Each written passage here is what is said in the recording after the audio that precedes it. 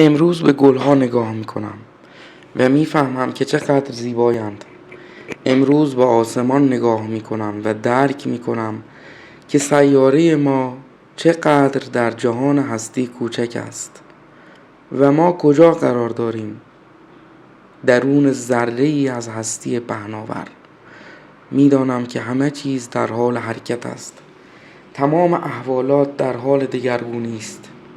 ماه و ستاره ها و کهکشان ها و حتی کوچکترین ذرات عالم مدام در حال تغییر هستند و اینها تلنگری به من وارد می کند که من که هستم.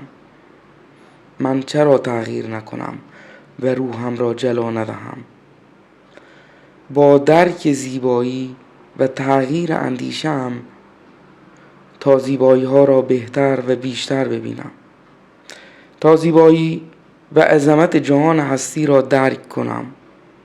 من موجودی صرفاً مادی نیستم، بلکه دارای ابعاد روحانی و معنوی نیز هستم.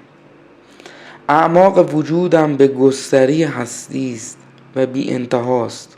آری، امروز به گلها سلام می کنم، به آسمان و به خورشید سلام می کنم، به خالق جهان هستی سلام می کنم و سعی می کنم خودم را بهتر بشناسم و مهربانتر باشم.